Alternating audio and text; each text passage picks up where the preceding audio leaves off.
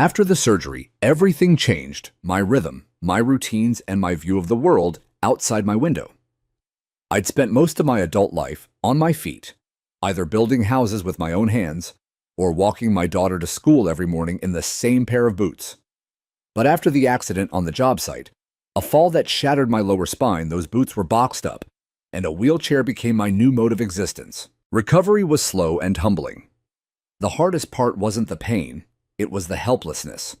And so when the doctors finally said I could live independently, I searched high and low for a quiet place, with flat sidewalks, reliable mail delivery, and some sun on the porch. That's how I ended up at Meadow Hills, a neighborhood that promised peace-trimmed hedges and a strong sense of community. I should have known that last part was a warning.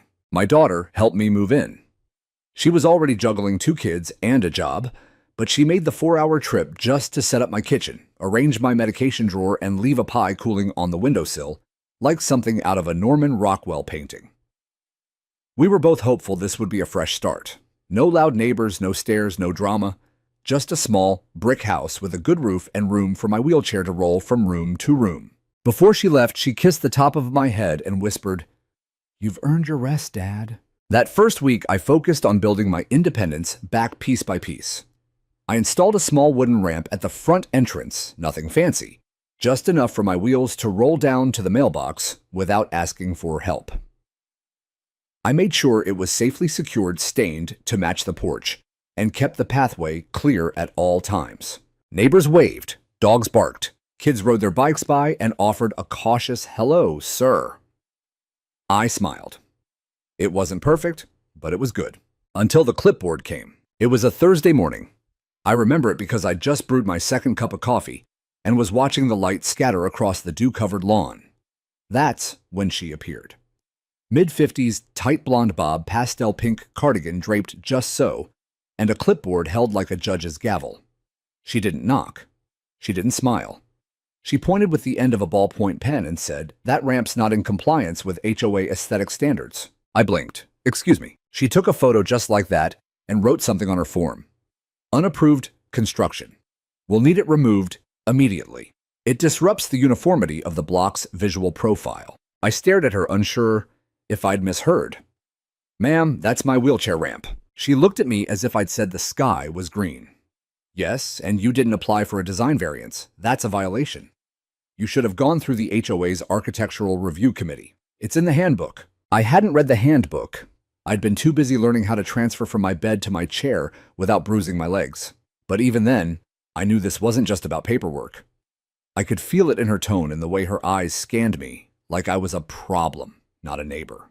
"I'll look into it," I said, trying to stay polite, but she was already walking away. The letter came the next day. A formal violation notice with a $200 fine and a demand to remove the structure within 7 days or face additional penalties. No mention of ADA protections. No offer to discuss alternatives. Just cold ink on HOA letterhead. I called the number listed at the bottom. The voicemail box was full. I called again, still full. I emailed, no response. That weekend, I stayed home. I didn't go to the grocery store. I didn't roll down to the little bench at the corner of the block. I just sat on my porch, staring at that ramp. It wasn't just wood and nails, it was my freedom. My access to the world. And someone with a clipboard wanted it gone because it didn't match the neighborhood. When my daughter called on Sunday night, I lied and said everything was fine. She had enough on her plate already. I didn't want to be another emergency. By Monday morning, I'd made my decision. I wasn't going to roll over and let them take my life apart piece by piece, not again. I'd been through worse. I'd been trapped under rubble with 2 broken legs and crawled my way out using just my elbows. I'd survived 6 months in rehab where people gave up every day. So no Karen and her clipboard weren't going to break me. But I also knew this wasn't a fight to rush into. People like her didn't play fair. They hid behind rules and bylaws, behind meetings and minutes, behind phrases, like "for the good of the community." I needed to understand the system before I could challenge it. So I started reading. I printed the entire HOA handbook, 47 pages of policies, clauses, and obscure homeowner obligations. I marked every page that mentioned accessibility, modification, or variance. I looked up the Americans with Disabilities Act. I printed county zoning maps and scanned past meeting minutes. I watched hours of city council meetings on public record. What I found chilled me. Karen wasn't just a board member. She was the chair. She'd been on the board for nearly a decade and had a reputation for being difficult. She'd fined people for planting the wrong species of rose bushes, for having wind chimes, for putting up seasonal decorations too early. And now she had set her sights on me. She didn't see a man rebuilding his life.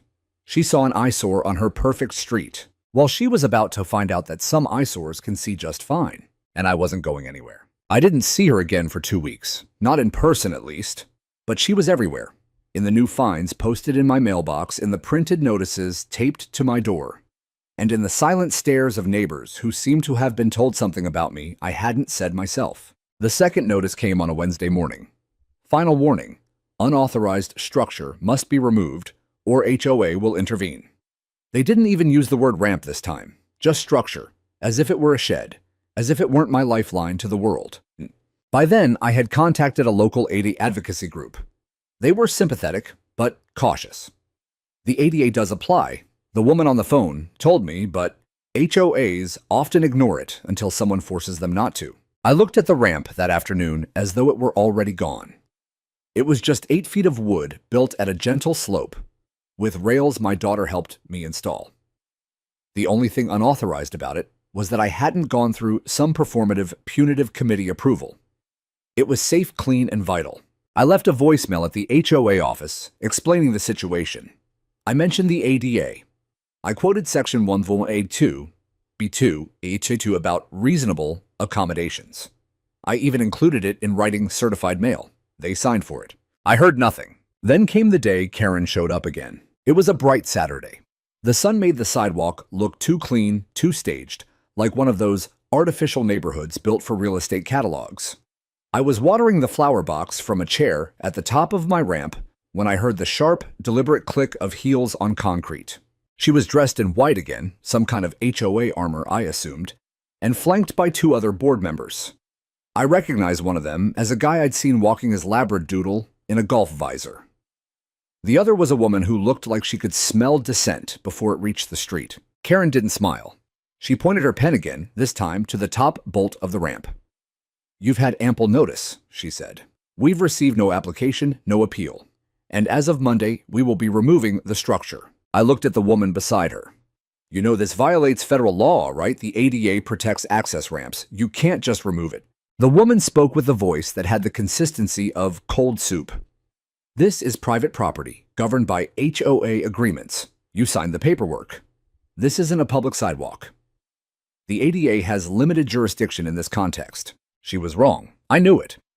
But I also knew that fighting them verbally would go nowhere. Karen stepped closer. Besides, she added with a faux concerned frown, "It's unsightly. This neighborhood has standards. We can't allow one homeowner to bring down the value for everyone else." I let that hang in the air. Unsightly. That's what my access to groceries, to sunlight, to life looked like to her.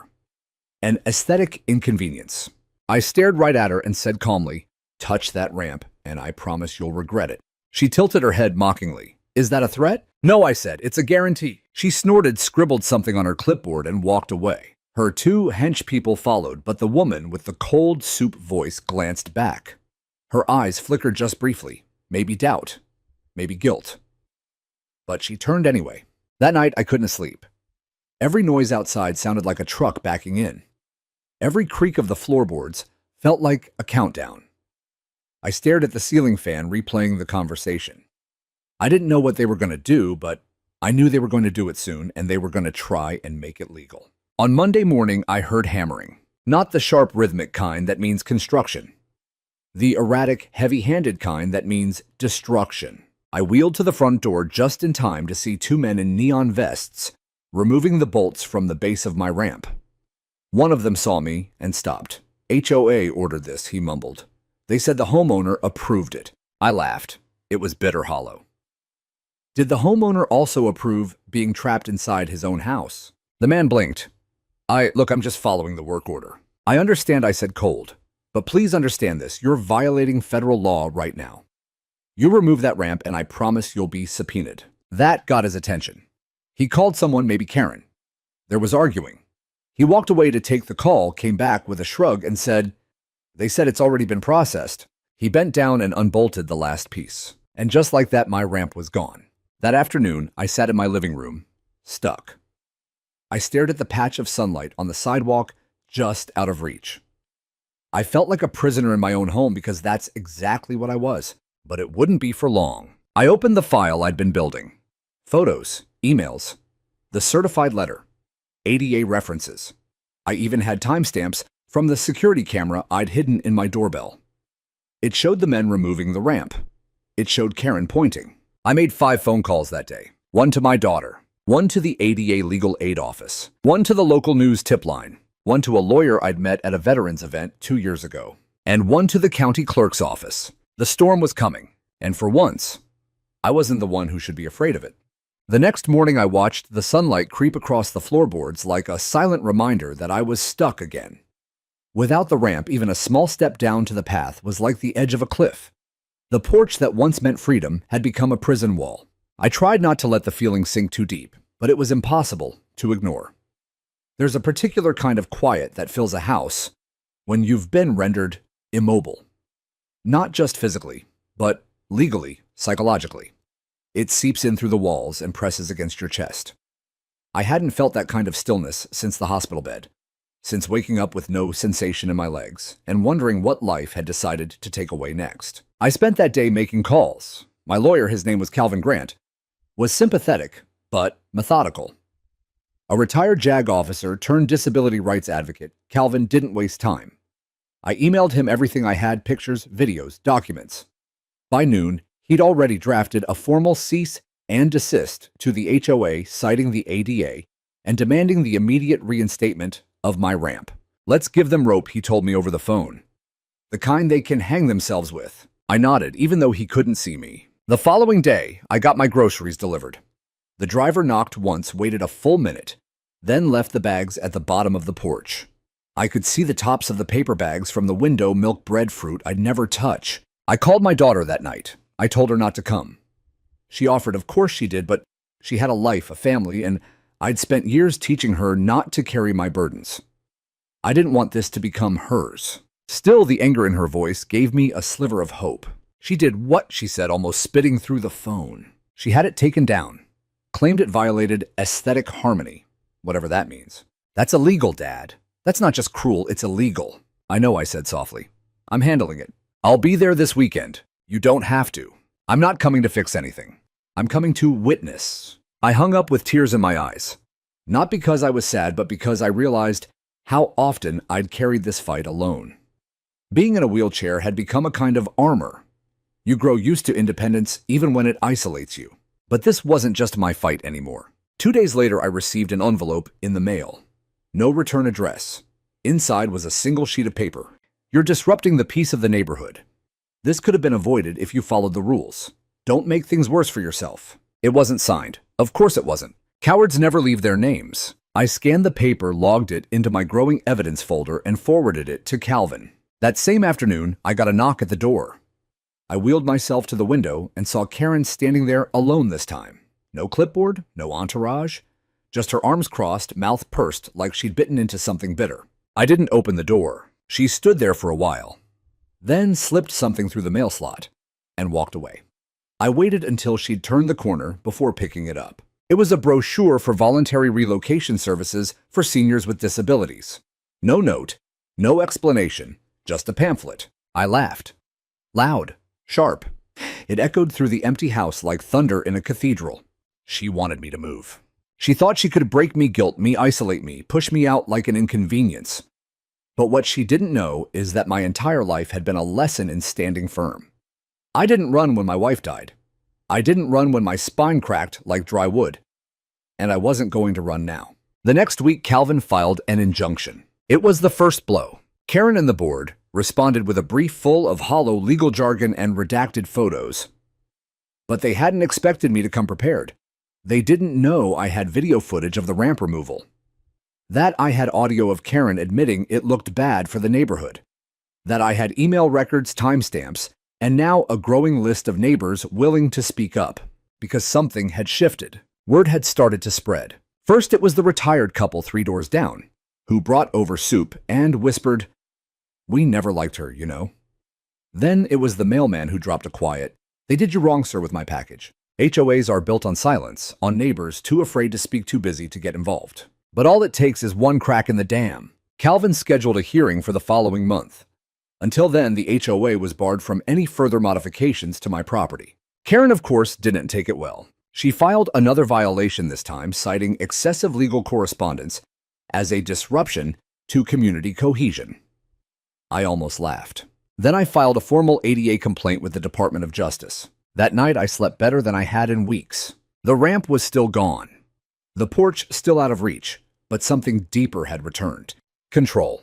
For the first time in a long while, I wasn't reacting. I was advancing. And Karen's empire, built on paperwork and intimidation, had just met its match. From that point on, I didn't go anywhere without some form of documentation. If I wheeled out onto the porch, even just to watch the sky turn purple, at dusk, I clipped a voice recorder to my collar. If I received a package, I snapped a photo of where it was left and who brought it. I reviewed every minute of footage my doorbell camera captured, storing it neatly on an encrypted hard drive Calvin had given me. "This isn't just about you anymore," he told me during one of our late-night calls. "This is about precedent. If we win this, we're not just restoring your ramp, we're stopping them from doing this to anyone else ever again." He was right. This fight had grown larger than me, and Karen could feel it. Her actions became bolder but also sloppier. On Monday, I received 3 citations in one envelope. One was for unauthorized surveillance equipment, my doorbell camera. The second was for hostile signage referring to a small sticker I'd placed on my window that read, "This home is protected by the ADA." The third hilariously accused me of creating community discord by speaking to the local news. It was the last one that made me realize Karen was afraid. Her power didn't come from real authority. It came from silence. From people shrugging and saying, "That's just how HOAs are." But I'd broken that spell. I was naming things, making them public. And Karen didn't know how to survive in the daylight. The news piece aired that Friday, a short 2-minute segment on the evening local broadcast. They showed a shot of my ramp before it was removed, then cut to footage of me speaking from my porch. I kept it simple. I just want to come and go from my house like anyone else. That's it. No dramatics, no insults, just truth. By Saturday, everything changed. I heard a knock at the door. When I answered, it was not Karen. It was a neighbor I'd never spoken to. A man named James, early 50s schoolteacher, polite to the point of nervousness. "I saw you on the news," he said, avoiding eye contact. I'm sorry. For what you've been through, I didn't know." I thanked him. He hesitated. "Then you're not the only one. Karen fined us last year for painting our door the wrong shade of blue. It was almost identical to what the guidelines said, but she claimed it lacked warmth. We had to repaint it twice." He paused. "I've got her emails. If they help, you can have them." That was the moment I realized this wasn't just about disability access anymore. It was about a community ruled by someone who had turned regulation into a weapon and left collateral damage in her wake. By the end of the week, I had 4 more neighbors come forward. A young couple fined for installing a small bench on their front lawn for their elderly mother. A single mother who was told her child's chalk drawings violated visual integrity. An elderly woman who'd stopped planting tomatoes in her yard because Karen claimed vegetable beds were agricultural pollution. I documented every story. Calvin and I built a file so thick it could have been a phone book. And still, Karen pressed on. One afternoon, I watched from my window as she conducted what could only be described as an HOA patrol. She walked the sidewalk, slowly flanked by her 2 usual companions, jotting down notes, peering over fences. When she passed my house, she lingered longer, stared, took a photo. I waved. She didn't wave back. That night, I received a notice taped to my front door, again unsigned. It accused me of intimidating HOA leadership and threatened further consequences. I scanned it, timestamped it, and added it to the archive. Then I installed a second camera, this time facing the street. A week later, something unexpected happened. I received a letter, not a violation, not a threat, but a personal handwritten note. It was from one of the HOA board members, the same woman who had stood beside Karen during her first visit to my home. Her name was Lynn. "Mr. Corwin, I'm writing this as a neighbor, not a board member. I wanted you to know I didn't agree with the removal of your ramp. I didn't vote for it. Karen made the decision before the board had a chance to formally discuss the matter. I regret not speaking up sooner. I've decided to resign from the board effective immediately. If there's anything I can do to assist in your case, I'm willing. Respectfully, Lynn M. I sat with that letter for a long time, longer than I thought I would. Because it meant the crack in Karen's power wasn't just growing, it had reached the foundation. By the following week, the court date was officially set. Calvin called me personally. You ready to bring this all the way? I looked at the folder on my desk, the videos, the letters, the stories, the photos, the law. And I thought about the ramp. Not just the wood and nails, but what it represented. My place in this world. Yes, I said. Let's finish what she started. The courthouse was a modest, pale brick building nestled between a post office and a diner that served more stories than coffee. Calvin and I arrived early, too early maybe, but I didn't mind sitting in the quiet waiting room under the ticking wall clock. It gave me time to breathe, to center myself, to remind my nerves that this wasn't a war, it was a reckoning. I wore my best shirt, a navy button-down my daughter had bought me for her wedding years ago. She said it made me look like a professor. I liked the way the cuffs rested neatly over my wrists, clean and simple. It wasn't about looking sharp, it was about showing up with dignity. Calvin wheeled me into the hearing room with the same calm confidence he carried into every space. He was a tall man, quiet-eyed, and deliberate in his movement. Once, a Navy attorney, now one of the most feared disability rights advocates in our part of the state. He didn't yell. He didn't grandstand. But when he spoke, people listened. And that was exactly what I needed. On the other side of the room, Karen arrived, flanked by a tall man in a designer suit who looked like he'd never set foot on a porch in his life. Her lips were pursed so tight, they looked like they'd forgotten how to smile. She didn't look at me, didn't even glance my way. She just shuffled papers in her lap, pretending I wasn't there. The judge, a woman in her 50s with steel gray hair and reading glasses. She wore low on her nose, entered briskly, and took her seat. She scanned both tables with practiced indifference. Let's proceed, she said. Calvin stood.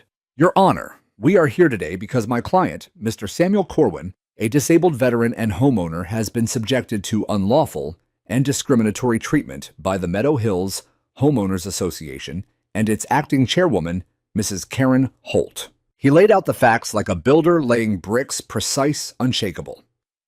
The unauthorized removal of the ramp, the violations of the Americans with Disabilities Act, the psychological and physical toll, the documented threats, the silence from the HOA, the abuse of authority by a board member acting outside the scope of protocol.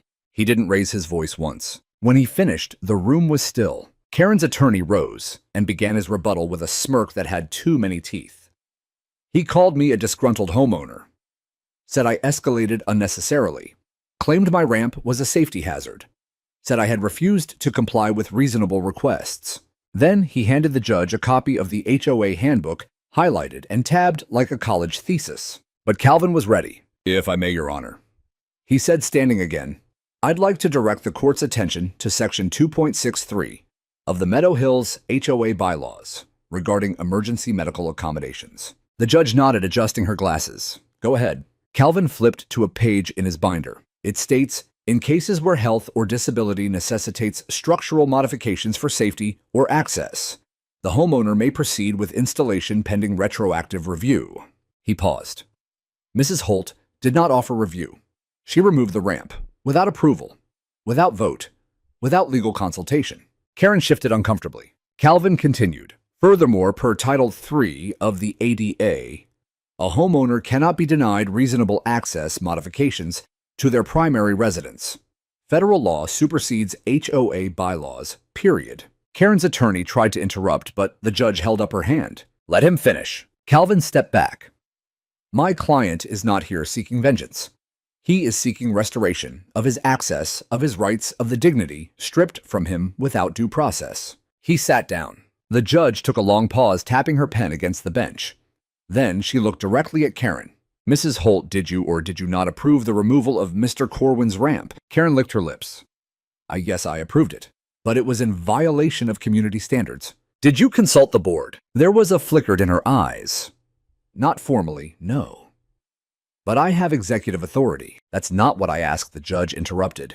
Karen glanced at her attorney, but the room was already turning cold. The judge looked down at the papers in front of her, then up at me. Mr. Corwin, is your ramp still removed? Yes, Your Honor. Have you been able to safely exit and enter your home independently since its removal? No, ma'am. She leaned back. I am issuing a preliminary ruling. The HOA is to restore the ramp within 72 hours.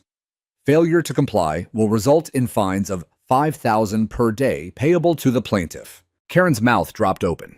The judge wasn't done. Furthermore, given the nature of the violations, both procedural and humanitarian, I am scheduling a hearing for civil damages.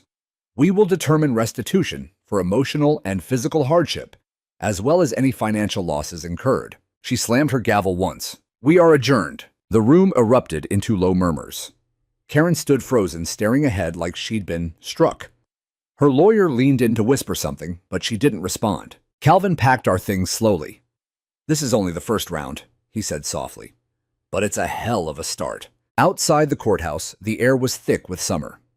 The news crew from the local station was waiting again. I gave them a few words, calm, direct. All I want is what any neighbor deserves: access and respect. I looked into the camera lens and thought about the people watching. The ones who were still afraid to speak up. The ones who had already given up. HOAs were meant to protect communities, I said. But when they stop protecting people, we have to remind them who the community really is. Back home, I sat in my chair by the window and looked out over the porch. It still had no ramp, but now it had something else. Hope. Because justice had taken its first step. And Karen, she'd just taken her first step into a world where consequences finally applied to her. You can tell a lot about a person by how they react when they're cornered. Some go quiet, some lash out. But Karen, she smiled. Not the warm kind of smile you give a friend or a stranger on the street. No. This was the tight-forced smirk of someone who thinks they're untouchable. The kind of smile you wear when you've built a kingdom out of rules and fear and suddenly the peasants are banging on the gates. It happened the morning of the damages hearing. We were back in that same beige courtroom with its slightly crooked flags and tired carpet. Calvin was reviewing notes beside me, calm as ever. Across the aisle, Karen sat rigid in a navy suit jacket with shoulder pads that looked a decade too old. Her lawyer, the same smug man from the first hearing, whispered something to her. That's when she looked over at me and smirked. It didn't last long. The judge entered and the courtroom snapped to attention. Let's proceed with the damages hearing in the matter of Corwin versus Meadow Hills HOA, she said. Calvin rose. Your Honor, we are submitting a claim for the emotional and physical distress caused by the illegal removal of my client's accessibility ramp, as well as for the costs of legal representation and necessary interim services. He laid out the details with precision. The grocery deliveries I missed, the canceled medical appointments, the 2 weeks I couldn't leave my home unassisted, the psychological toll of being forcibly isolated, the threats, the unsigned letters, the violations. Then came the witness list. First was my daughter. She testified with the calm fury only a protective child can summon. I had to watch my father, who served this country, who never once asked anyone for help, be trapped in his own house because a group of strangers decided his needs were unsightly. That's not just negligence, that's cruelty. Next came James, the neighbor with the blue door. He spoke of the pattern, the way Karen ruled with condescension, dressed up as policy. It's not about the rules, he said. It's about control. Then Lynn, the former board member who had resigned after my ramp was removed, took the stand. She was nervous at first, but once she started speaking, the truth poured out like floodwaters through a cracked dam. Karen didn't consult the board. She never did. She issued fines, made threats, and bullied people into compliance. Anyone who challenged her ended up with extra citations or public shaming at meetings. And when it came to Mr. Corwin, she treated his disability like an inconvenience, not a protected right. Karen's lawyer objected, of course. Speculation. Character assassination. The judge overruled it. Lynn finished with a trembling voice. I stayed quiet too long. And I'm sorry. After that, Calvin rested our case. Then it was Karen's turn. Her lawyer stood buttoned his jacket and began to spin a story about maintaining community standards and ensuring the harmony of the neighborhood. Karen never looked at me while he spoke. She kept her gaze locked on the judge's chin tilted upward, like a queen forced to attend her own trial. Eventually, the judge turned to her directly. Mrs. Holt, do you have anything you'd like to say? Karen stood slowly. She adjusted the cuffs of her jacket and began with what I'm sure she thought was poise. I have always acted in the best interest of Meadow Hills, she said. My intentions were never malicious. I was simply enforcing the standards we all agreed to when we purchased homes there. The judge raised an eyebrow. Even when those standards violated federal law, Karen hesitated. I believed I was within my authority. The judge tapped her pen against the desk. Do you deny ordering the removal of Mr. Corwin's ramp without a vote from the HOA board? Another pause. No, I do not deny it. And do you deny receiving a certified letter informing you of Mr. Corwin's rights under the ADA? Karen's mouth twitched. I received it. The judge leaned forward. Then you knowingly violated federal law. Silence. Karen's smirk was gone. The judge sat back in her chair. Very well. She reached for a folder, opened it, and began reading. Given the overwhelming evidence, witness testimony, and Mrs. Holt's own admission of unauthorized action, this court finds in favor of the plaintiff, Mr. Samuel Corwin. Karen's lawyer tried to interject, but she held up her hand. The Meadow Hills HOA will pay damages totaling $65,000 to cover legal costs, emotional distress, and accessibility modifications. Furthermore, as restitution for the sustained harm caused by the unlawful actions of Mrs. Holt, and due to her repeated disregard for compliance and due process, this court orders the transfer of title of Mrs. Holt's property located at 1145 Maple Grove Lane to the plaintiff, Mr. Corwin, as partial settlement. The courtroom gasped. Karen's head whipped toward her lawyer. What? You told me? Her lawyer looked pale. The judge's voice cut through the tension. This court does not take lightly the forced immobility of a disabled citizen. Mrs. Holt's property will serve as compensation for the dignity she stripped away. Karen's lip quivered. I didn't mean, she began, but her voice broke. This isn't fair. Neither was trapping a man in his own home, the judge said, calmly. We are adjourned. The gavel fell. Karen's smirk, once a symbol of control, shattered in real time. She crumbled into her seat, eyes wide, mouth slack. She looked less like a queen now and more like a child who just realized the game was over. As I was wheeled out of the courtroom, reporters shouted questions. I didn't answer. I didn't need to. I already had everything I came for. Not revenge, not even the house, just justice, and the right to come and go free. 2 days after the verdict, I stood at the foot of the ramp that had just been reinstalled this time. Not by volunteers or contractors, I had to hire myself, but by order of the court funded by the very HOA that once tried to strip it from me. The wood was new, but the slope was familiar. I rolled down slowly, the wheels humming softly beneath me, and for the first time in weeks, I felt the sun on my face from the sidewalk. But the battle wasn't over. Karen had filed an appeal. Her lawyer, now visibly shaken by the court's decision to transfer her property, scrambled to delay the final handover. They claimed emotional duress, misrepresentation, procedural error. Calvin, ever composed, told me not to worry. This is where the real legal work begins, he said, eyes focused and calm. They made the mistake of pushing this into a court of law. Now it's our domain. I trusted him completely. The appeal was set to be heard by a review panel in the county circuit, 3 judges, a tighter window, and far less tolerance for drama. Calvin saw it as an opportunity to shut the door on Karen's games once and for all. We met late into the evening, several nights in a row, going through every document, every timeline, every photograph. Calvin wanted this airtight, not just for me, but for the precedent it would set. If this stands, he said, tapping the top of our evidence binder, it'll become case law in this state. HOAs will think twice before trying this again. I nodded. I'd come into this battle just trying to reclaim my access to the world. Now it had become something larger, something generational. The hearing arrived on a crisp, clear morning. My daughter drove me. She hadn't missed a single important date since this all began, and as she helped me out of the car, she squeezed my shoulder. She's not going to win this, Dad, she said. Not anymore. The review panel sat in a smaller courtroom. Less pomp, more scrutiny. Everything felt closer, more intimate, like nothing could hide in shadows here. Karen looked different at this time. Smaller. The sharp blazer had been replaced by something softer. Her hair, once sculpted into rigid defiance, now hung loosely around her face. The smirk was gone. So was the lawyer who'd failed her. She had a new representative, less flashy, more apologetic. Their defense was simple, that the punishment was disproportionate, that the transfer of her home was too severe, that Karen had acted in misguided diligence, not cruelty. Calvin stood and addressed the panel with the clarity of a man who had been here before. Your Honors, this is not a case of simple overreach. This is a case of willful harm. Mrs. Holt had knowledge of the law. She received certified documentation. She ignored it. She ordered the removal of a medical accessibility device resulting in physical hardship, emotional trauma, and direct violation of federal rights. He paused and then added, she had every opportunity to stop. She chose not to. The judges asked a few questions. One wanted clarification on the ramp's structure. Another asked for specifics on HOA protocol.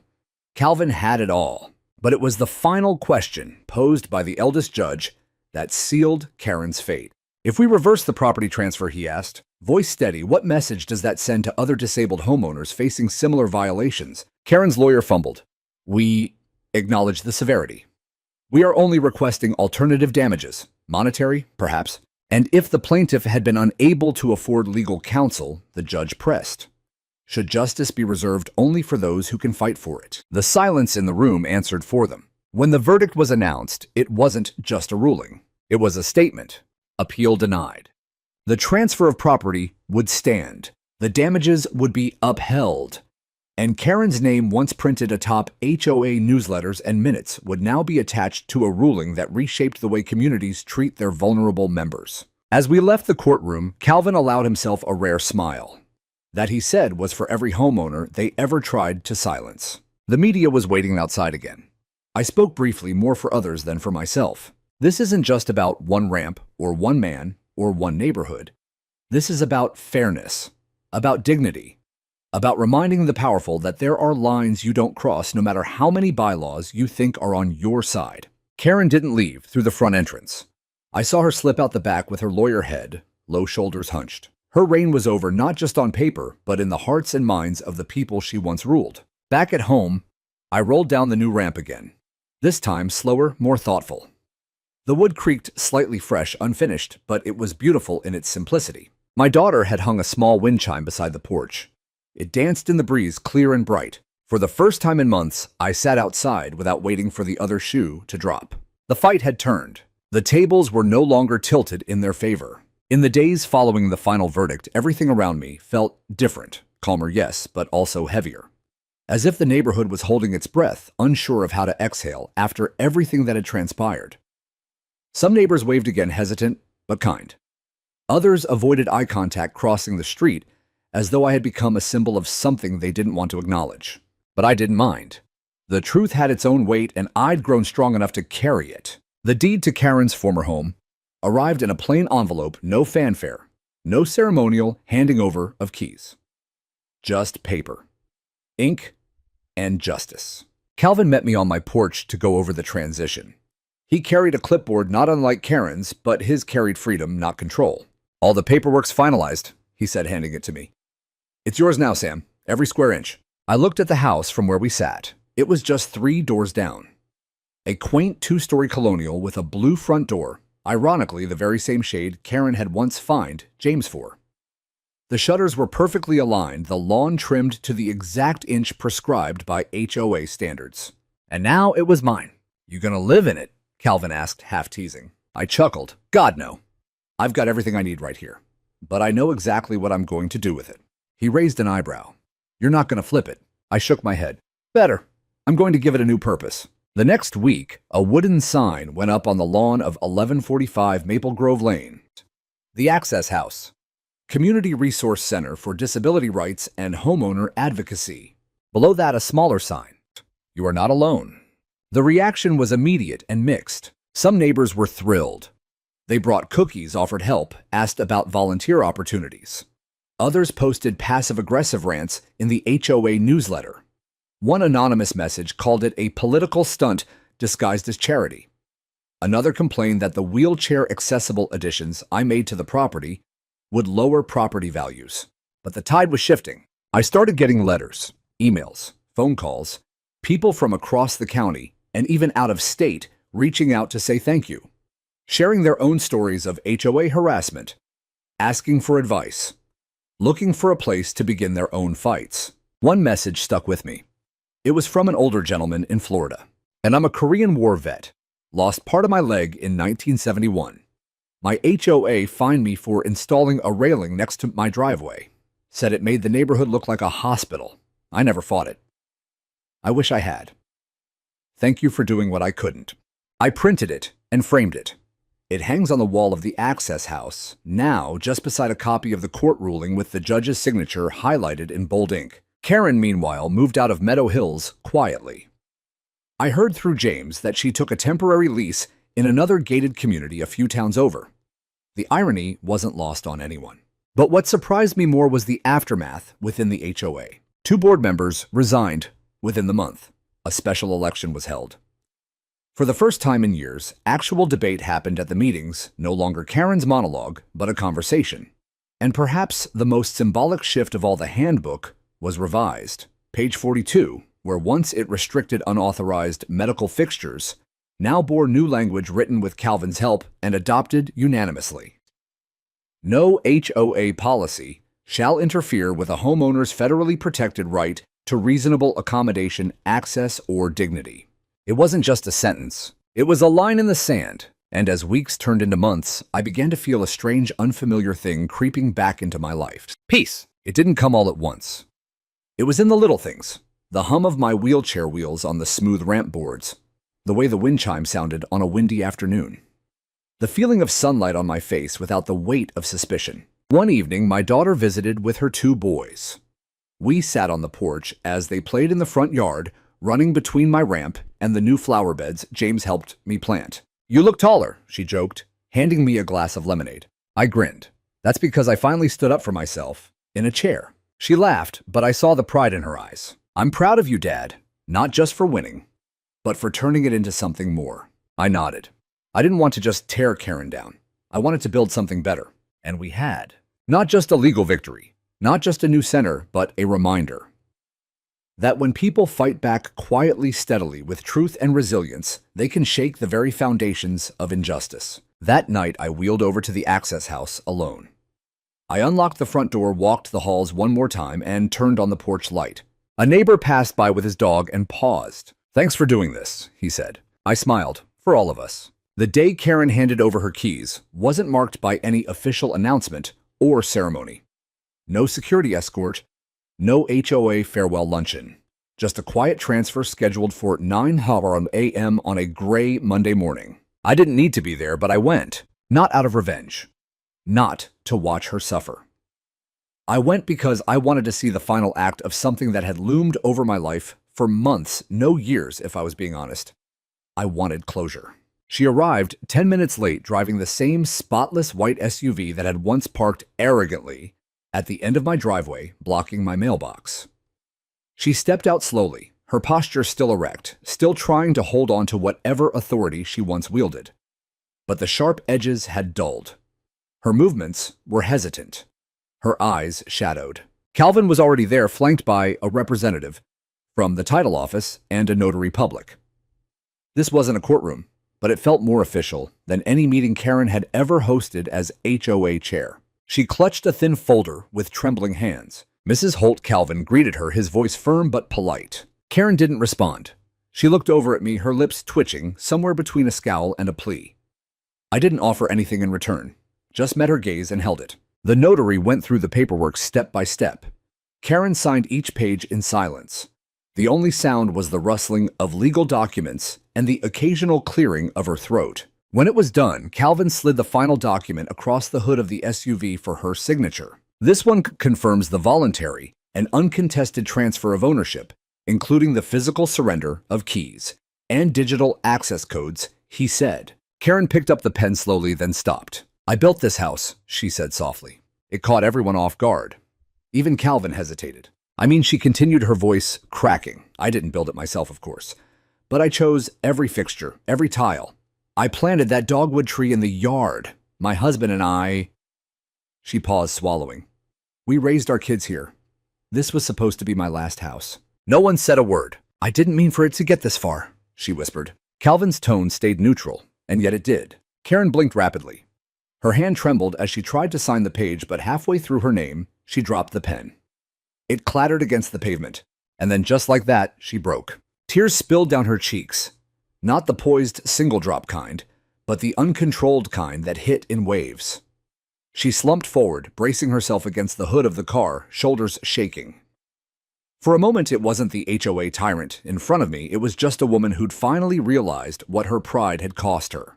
I lost everything, she sobbed. My home, my name, my place here. And for what? I didn't move, didn't speak. I let the silence answer her. Because the truth was, I hadn't taken anything from Karen. She had given it all away, piece by piece, with every fine, every threat, every time she chose power over humanity. The notary knelt quietly to retrieve the pen, placing it gently back into Karen's hand. She finished signing with a trembling flourish. Then she handed over the keys. It was over. Karen stood upright, wiped her face, and turned to me one last time. I hope you're happy. Her words weren't angry. They were hollow, tired. I answered calmly. I'm not happy you lost your home, Karen. I'm just glad I didn't lose mine. She stared at me for a long moment, then turned away and climbed into her SUV. The door closed with a soft click, and just like that, she was gone. No applause, no comeuppance beyond the law. But justice had a quiet way of finishing things. Later that day, I walked through the house she once ruled from. It was empty now, no floral drapes, no ornamental mirrors, no scent of potpourri masking control. Just walls, just space. And in that space, I saw opportunity. I opened a window and let the wind in. It carried the smell of cut grass and a distant barbecue, normal things, peaceful things. I walked upstairs to the master bedroom and looked out the window. From there, I could see my house, my ramp, the flag fluttering gently above my porch, the kids down the street chalking rainbows on the sidewalk. A community, not a kingdom. That night, a neighbor left a covered dish on my porch. Another brought by a set of hand tools. James offered to help repaint the access house's front room, and Lynn, quiet, resolute Lynn, brought a basket of newsletters from other HOAs, now seeking guidance for reform. The ripples were growing. Karen had been the storm, but now in her absence, something better was blooming. Not fear, not punishment, but a quiet, powerful kind of healing. The kind that doesn't need headlines, just open doors, open ramps, and open hearts. Spring came early the following year. The cherry trees lining Maple Grove Lane bloomed brighter than I remembered, petals fluttering in the breeze like tiny slips of forgiveness. The air smelled sweeter too, not because the world had changed, but because I had. The access house had transformed from a symbol of courtroom victory into something far more meaningful. What was once Karen Holt's throne of petty control had become a place of welcome conversation and movement, a space where people who felt powerless now felt seen. On Tuesdays, we hosted open hours for anyone needing legal advice. Calvin, bless him, still carved out time to volunteer between cases, sipping lukewarm coffee from a chipped mug and listening to stories that echoed my own. Veterans, single parents, retirees. Some came in wheelchairs, some in silence. All left with tools and hope. Fridays were reserved for the community repair crew, a group of neighbors who, after years of fearing citations for painting outside the lines, finally embraced the beauty of imperfection. We patched ramps, replaced porch railings, planted vegetables where once only HOA-approved hydrangeas were allowed. And once a month, on Sunday afternoons, we opened the back lawn for what we called access circles, informal gatherings where people shared stories. Some were about fights they'd lost, others about fights they were finally ready to begin. There was no judgment, only understanding, only healing. I watched it all unfold from my own porch, sometimes the one that had started it all. The ramp, now varnished and reinforced, stood like a quiet monument. Not flashy, not loud, but there. Permanent, unapologetic. One afternoon, as I rolled down the ramp toward the mailbox, a boy I didn't recognize waved at me from his bike. "Are you the guy who stood up to the HOA?" he called out. I chuckled. I guess so. He gave a thumbs up, then pedaled away. I stood there for a moment, holding a letter from the county commissioner's office, an invitation to join a roundtable on accessibility infrastructure.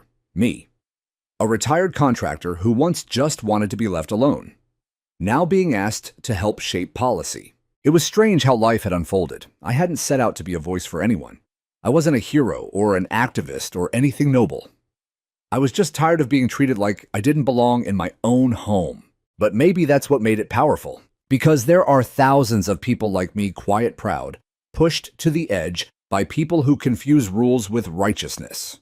And maybe all it takes is one of us to say enough for the silence to break. I accepted the commissioner's invitation, attended the meeting in a pressed shirt and new shoes, navigating the marble halls of local government with the same wheels Karen once tried to erase from her sightline. They listened, they took notes, and they asked me to come back. At home, I started writing again. Not legal complaints or affidavits, but essays, reflections, letters to the younger version of myself who thought dignity had to be silent. Calvin said I should publish them. My daughter agreed. I called the collection Access Granted. On the anniversary of the ruling, we held a gathering at the Access House. Not a celebration exactly, more like a pause, a breath, a chance to reflect on how far we'd come. James grilled burgers. Lynn brought lemonade. Even the new HOA board sent a letter of thanks acknowledging how my case had shaped their approach to policy with a more human lens. The turnout was modest but real. People hugged. People laughed. People walked through a house that once denied access, now filled with ramps, railings, and open doors. Before everyone left, I gave a short speech. Nothing rehearsed, just something from the heart. I didn't fight for revenge, I said, looking around the room, and I didn't fight to win someone else's house. I fought because access is not charity. It's not a favor, it's a right. There was a pause, then a murmur of agreement, a few quiet claps, and something deeper stillness, the kind that settles over people who understand. When the sun dipped low and everyone had gone, I wheeled around the back of the house to the garden. Karen's old dogwood tree was still there. Calvin had suggested we take it down, said I deserved a clean slate, but I kept it. It wasn't the tree's fault, it had grown in the shadow of control. Now it was growing in the light. I reached up and tied a small ribbon around one of the branches, deep blue, like the shirt I wore in court. It fluttered in the breeze, a reminder that some things are worth standing for, even when you're sitting down.